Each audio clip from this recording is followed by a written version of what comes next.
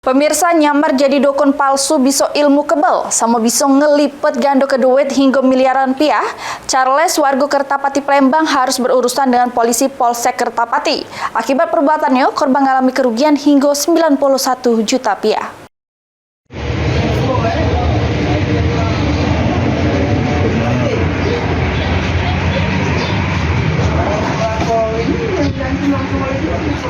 Dengan gunakan baju tahanan Polsek Kertapati Palembang, Charles yang ditangkap unit reskrim Polsek Kertapati karena melakukan penipuan nyamar jadi dukun palsu yang membuat korban mengalami kerugian puluhan juta rupiah.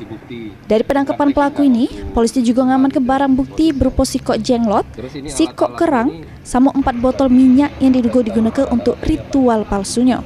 Kapolsek Kertapati Palembang AKP Angga Kurniawan mengungkapkan modus pelaku ini dengan jingok ke video pelaku yang ecak-ecak punya kemampuan kebal sama bisa ngelipat ganda ke duit sampai 41 miliar rupiah.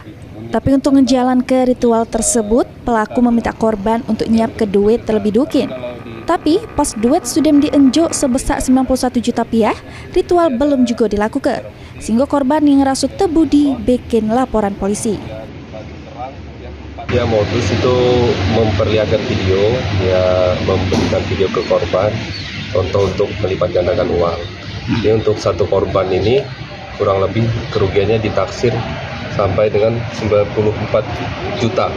Untuk uang itu bermacam-macam, ada yang ditransfer dan juga ada yang diberikan secara langsung. Kemudian dia juga menggunakan media, ini ada jenglot, kemudian ada kerang, kemudian ada 4 minyak. Nah, itu untuk modus, motifnya ekonomi.